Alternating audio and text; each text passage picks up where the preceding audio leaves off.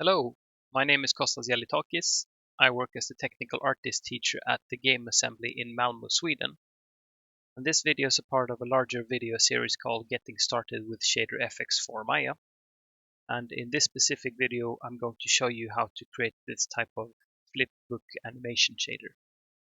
So just to showcase what I'm talking about, if I hit play here, it's this type of shader. So you might be aware of the concept or how this works. Maybe you used a prefab or already constructed node to be able to do this, but in reality it's a shader which handles this. So in this video I'll show you how to actually author that shader and explain how it works. So if you're not familiar with the concept, if I set these to 1, you'll see that this is actually just one large texture which actually includes all the frames for this animation, this explosion in this case. And this explosion is one I got off of Open Game Art. So the shader is designed currently to take some input values, your actual texture, how many frames there are horizontally and how many vertically. Also frames per second value, which you should set to your corresponding Maya settings. So I've set Maya to run at 60 frames per second now, so I match this at 60 frames to get the correct playback speed. And this is, I don't think this is currently used actually. I was playing with transforming using alpha. That's not really the point of this video. So in this case, if I wanted to use this one, I should set this at 8 by 8 since there's 8 by 8 frames. And then each frame here will represent a new frame being used from that sprite sheet or that big image with all those frames. And it seems, judging by the name, this is now currently, each frame represents a 256 by 256 sized image. And you would use this for, say, either like a plane like this, like a single explosion, or you might even use it for tie it to particles which each have a plane and then play this animation, or something of that sort. To further explain the concept, I've got another example texture, one that I authored. I'll add it here. This is a 4x4 sheet, and I'll get to second what these numbers mean. But the point is, if I set this to 4x4, like so, it should play like this. It's going to play really fast, so I might want to go ahead and actually change these values. I think, if I'm not mistaken, if I set this to 95 of range, it'll loop entirely. Yes. So now I have this type of animation going. So this is just for debug purposes, for you to try out, or for me to try out that the sequencing works properly. So what these numbers actually represent is the coordinates, the coordinate system in Maya. If you think of this as your UV space, if you've ever UV mapped in Maya, you'll know that you work with the upper rightmost quadrant, which means that this is your V axis and this is your U axis, and upwards represents a positive change. So 0 point is here, your origo over here. So V increasing and U increasing. So this value here represents this corner, the UV coordinates. So as we're moving upwards vertically, the vertical part, the V component, will change. So now I'm a quarter along this axis, which represents 1 unit, a quarter, halfway, and 3/4. And here's, I haven't written these out, but I would have 0 and 1 here. And as I'm moving in this direction, you see that the U component of this number, the first value, will go to 1/4, 2/4, 3/4, and here's a full unit.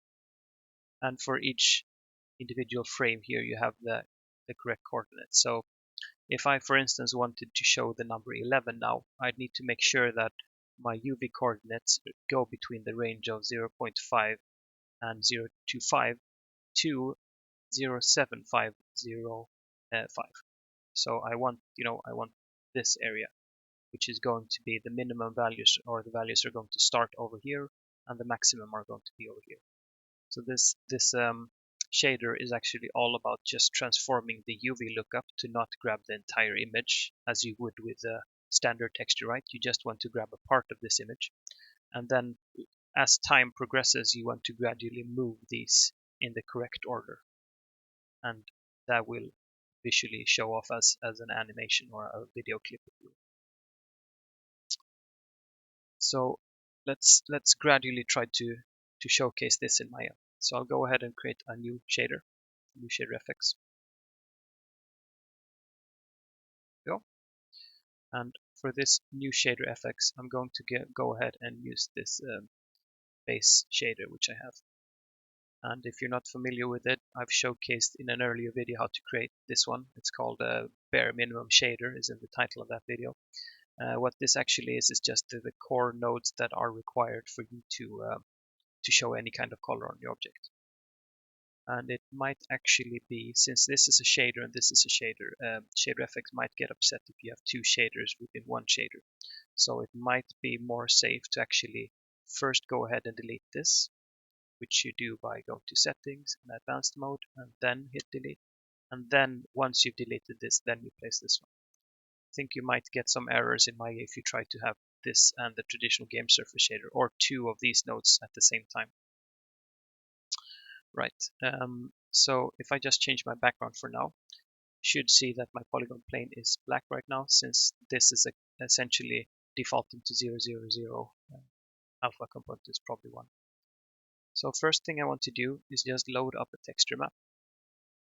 Now let's plug the texture map here.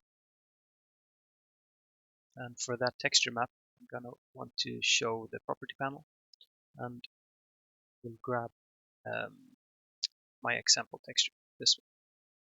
So I should have something like this at this point. And let's start off with just trying to get one of these numbers to scale it correctly. Now, if we did this by just hard coding numbers for now, and then we'll make it scale dynamically based on the user input. But for now, we know for a fact that there's 4x4 frames, which means that I want a quarter of the UV. So instead of the UV sampling from 0 to 1 and 0 to 1, I wanted to sample from 0 to 0 to 5 and 0 to 5. So one way to do that is to go place a new UV set node. What we're going to do here is we're going to use the UV pin of the texture map. Now this one is going to default to your first UV set unless you input something else in here. And what I want to do is I still want to use the first UV set. And for the record, this is just a regular polygon plane and no modification to the UVs. So it's got its UVs aligned exactly along there's no extra span. So exactly along the UV quadrant, if you will. So this, I'm still going to just use the regular UV set, but between here I'm going to do a lot of modifications. So if I go ahead and go multiply, input this number, and either place a float node, place it here, or click on this value and enter whatever multiplier you want.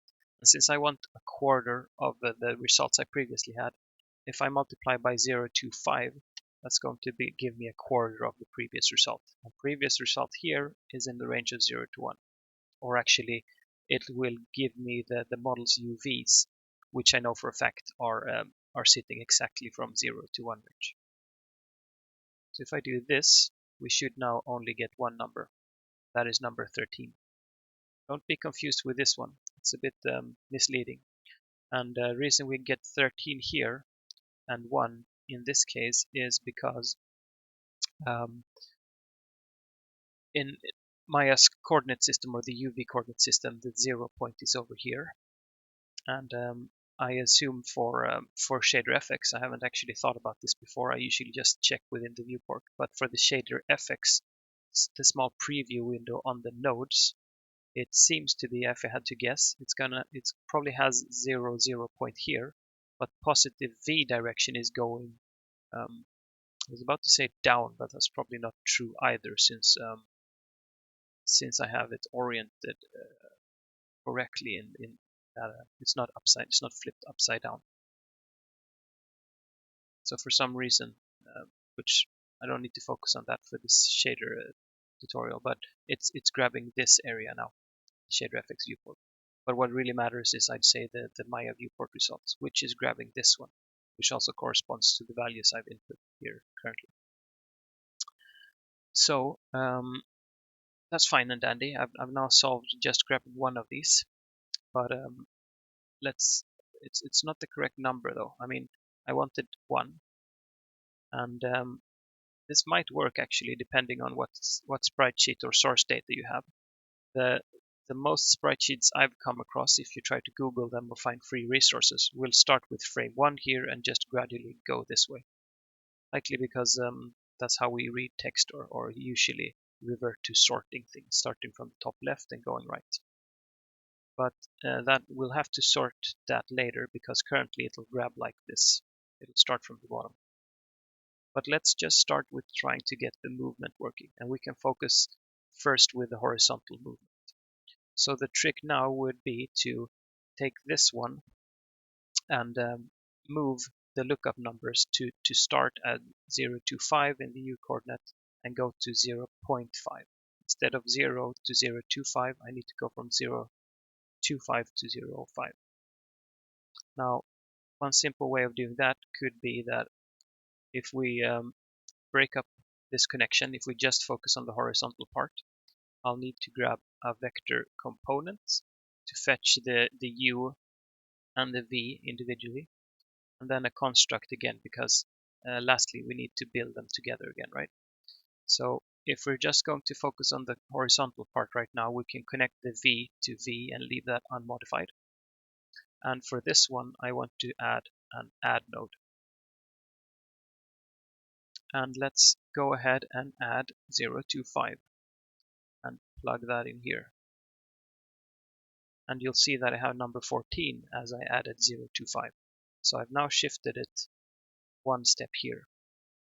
And the reason I input 0 to 5 as the hard-coded number is we're offsetting by a quarter.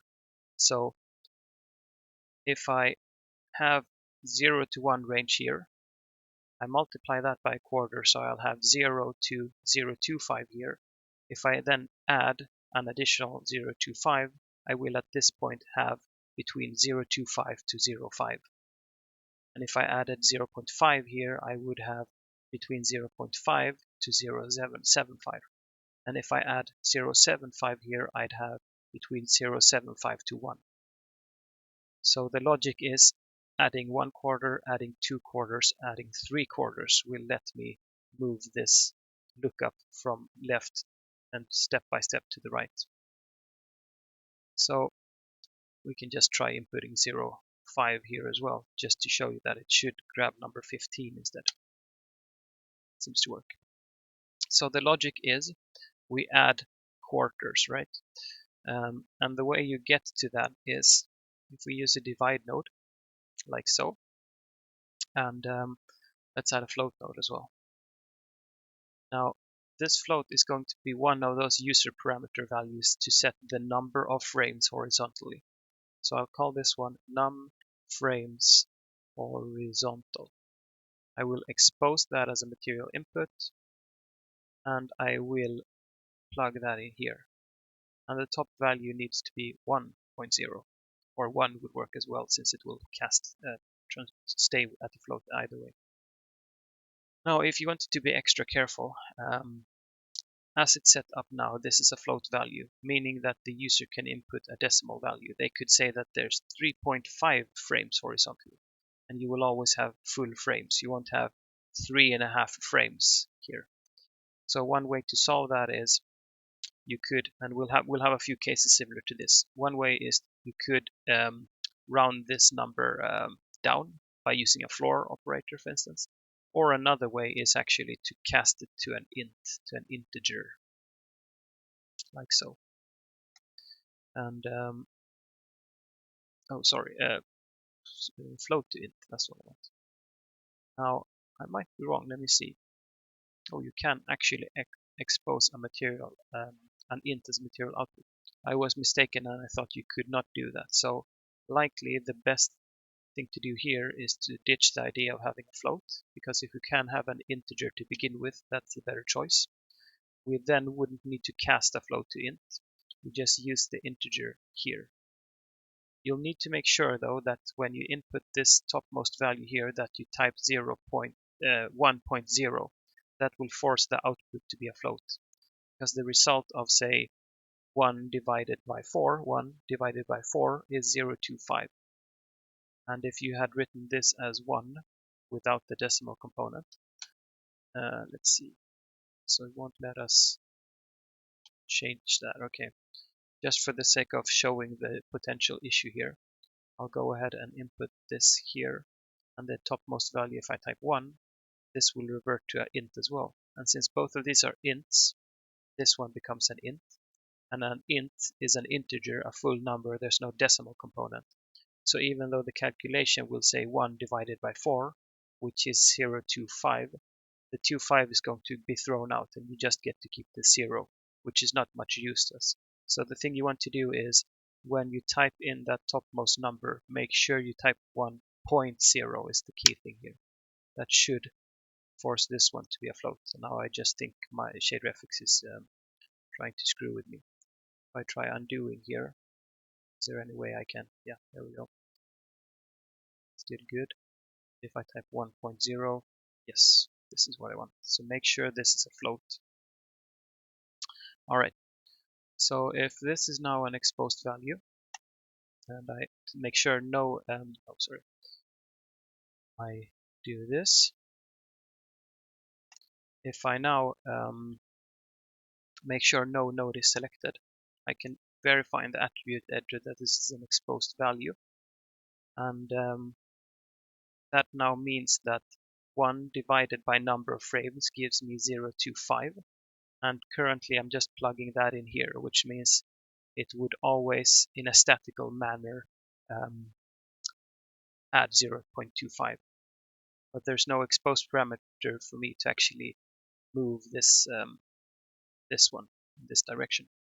So one way to go about doing that is, if you think of this as the incremental step size, so we could call this incremental step size, we then need to answer the question, how many steps do we want to move?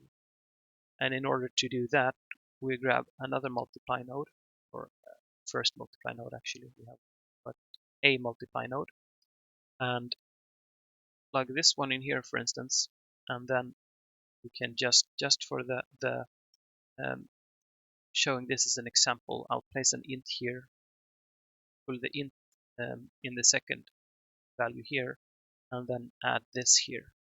Now if I expose this, I could call this horizontal steps and keep this as an exposed value.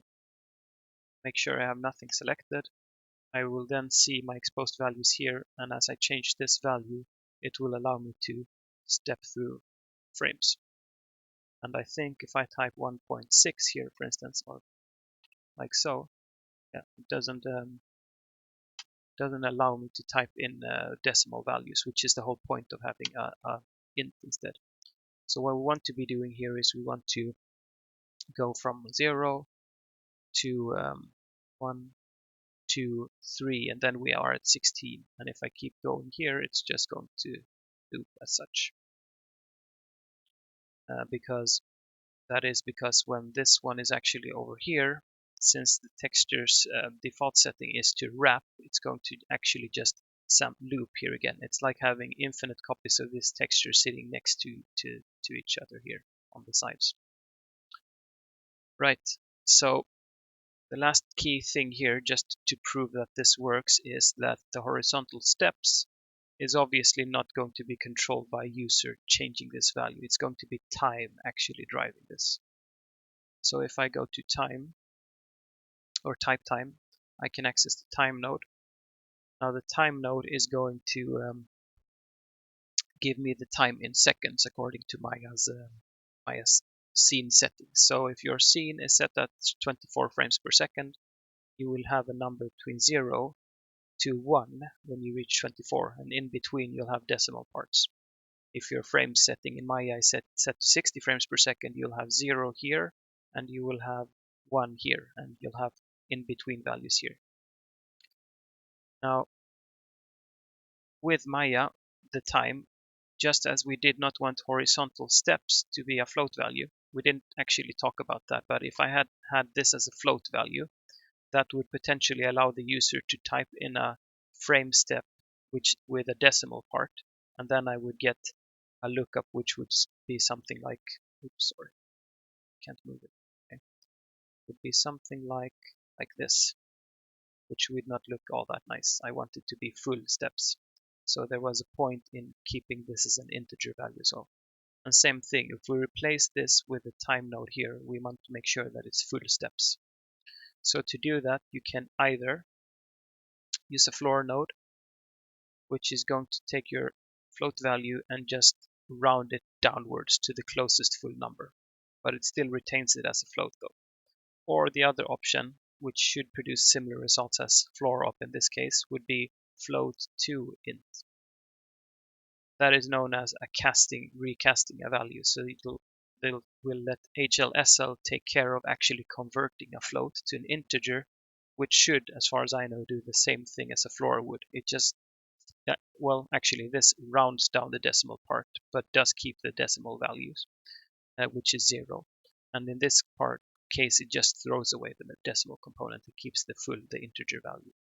So if I do this, and we can delete this one, and let's just see what that gives us if we hit playback. Yep. So as I mentioned, since we're running at 60 frames per second, I'm getting 0.1, etc., lots of decimal parts. So even at frame 59, I likely have a value of something like 0.99 or 0.9 something. But 0.9 something, if you throw away the decimal part, is still going to be 0. So essentially, I'm getting 0 all the way to frame 59, and here I get a 1. That 1 actually triggers the frame step to move 1 to the right.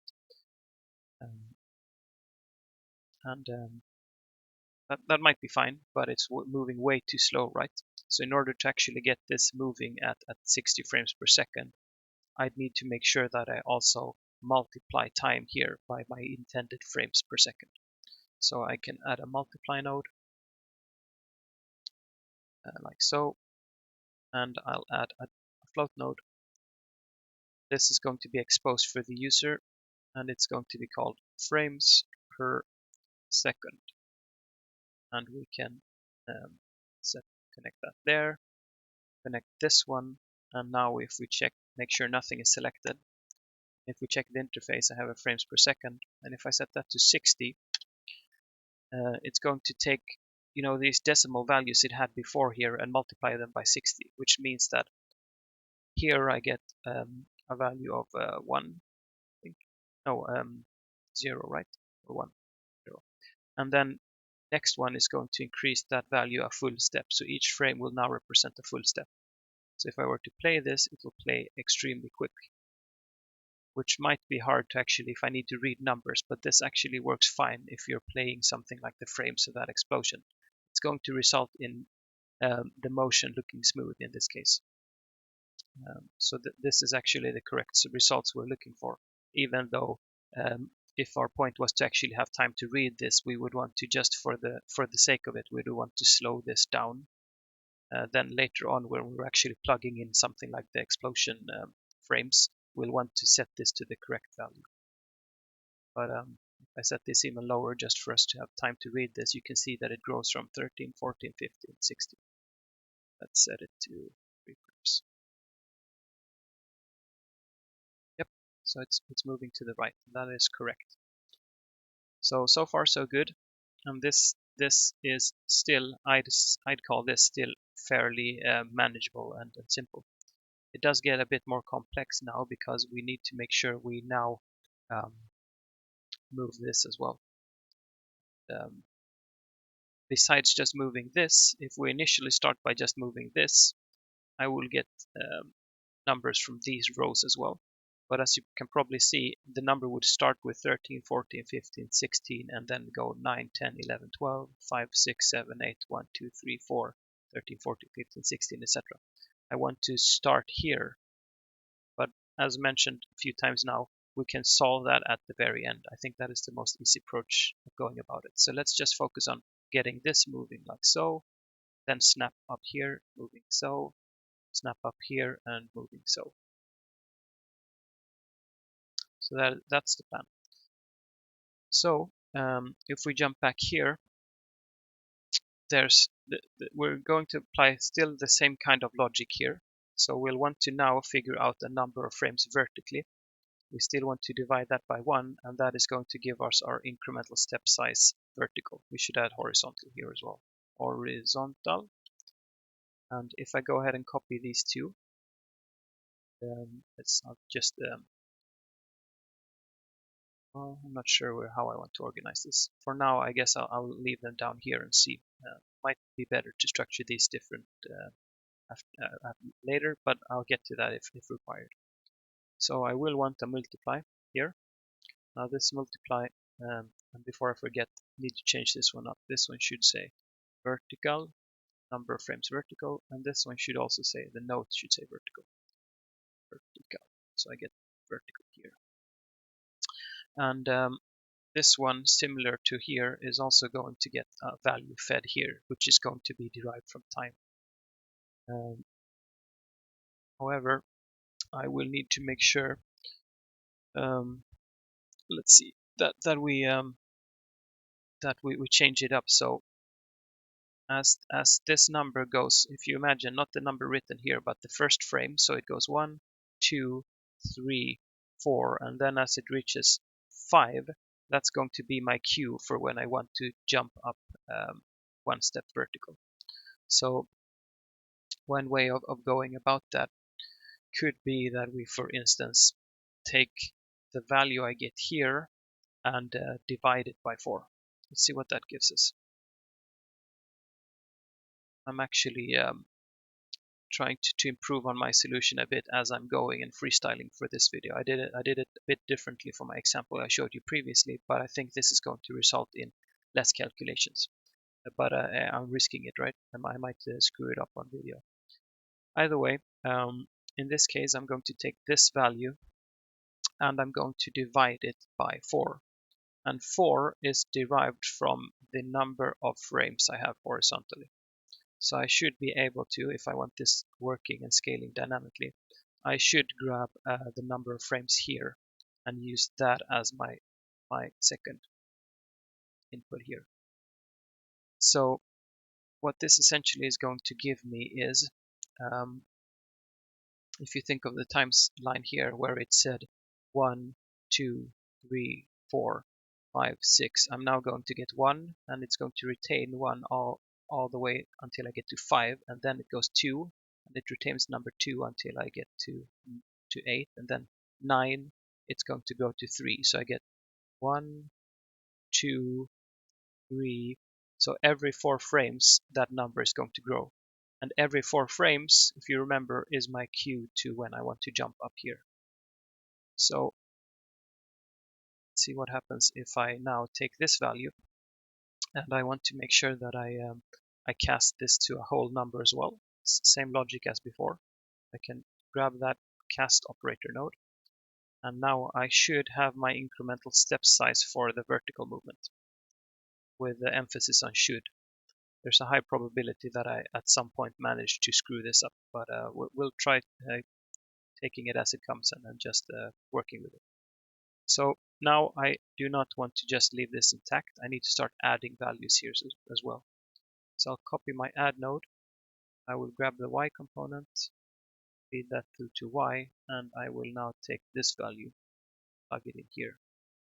Let's see what this gives me. So if I hit play, yep, but I do not have enough frames here to show this, so let's just add a ton of them.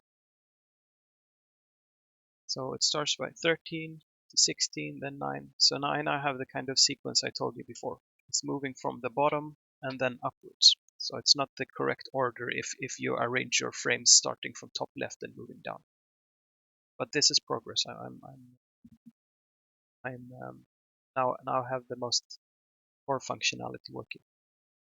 So the last part would then be, or not last part, I keep saying last part and then I change and add more stuff anyway. But I've made good headroom here, and I now want to start handling the case with how I flip this. So I now want the movement starting from here, and then as it's past 4 frames, it should move down one step instead. And the way you would do this is, let's see, if we think of that incremental value, well, actually, I'd say that we need to make sure that we start at V7075, and we can't just hard code 075 because that's going to be dependent on how many vertical number of frames we have. And the correlation between number of vertical frames and this number is, if I take 1 divided by my number of frames, that is 1 divided by 4, I'll have a value of 0.025. I already have that calculated because that is my incremental step size. Now that one in my particular case is 0.25, and that number comes from 1 minus my vertical step size. So if I take 1 minus 0.25, I have the starting value for V. I'm going to try that out, see if this is going to work out. But if I try, there's a node called invert 1 minus. You could create this yourself with just the subtract node, but you can actually see from the small thumbnail here what it does. It takes 1 minus whatever value you input here. And my incremental step size vertical I have here. With this one outputs 0.25, right? This one has 1 divided by my number of frames, which is 4 in this case, so 0.25. So 0.25 going in here will give me 0.75. Now that is going to be my start value in V. And the way I make sure that's my start value is by grabbing this value here and then just straight up adding this value. So since I already have that going on, I'll just actually disconnect this for now and just try feeding this one here. Let's see what that does. I'm now expecting this to start at 1 and just moving here, since I've essentially removed the vertical movement and just fixed it to sit at the top row. So if I now hit play, it'll just go 1, 2, 3, 4, 1, 2, 3, 4, and keep repeating that.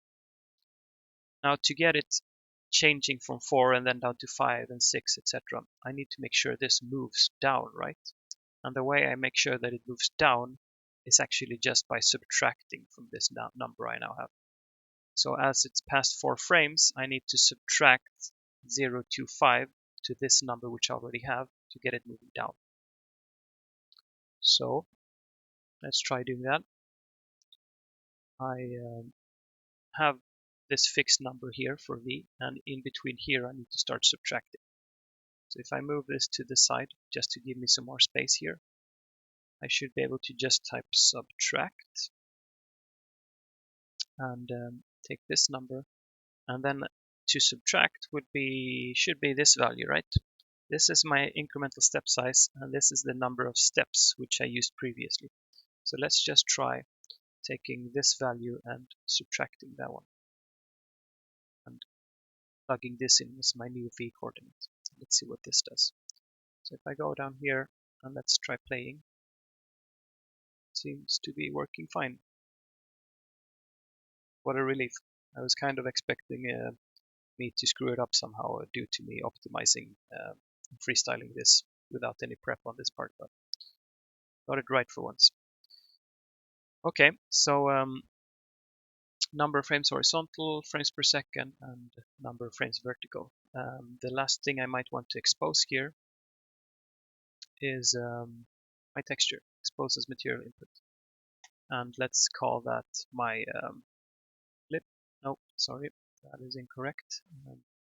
This is not the name which shows up in the UI. For textures, it's this unique name. For float nodes, however, like this one, it's the name here, so it differs.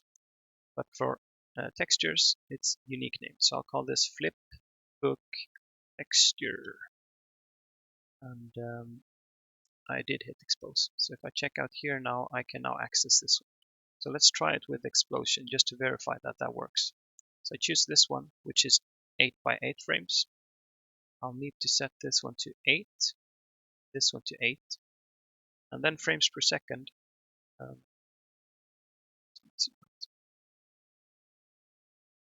So obviously I'm missing something here. I got a bit too optimistic with my optimizing this live.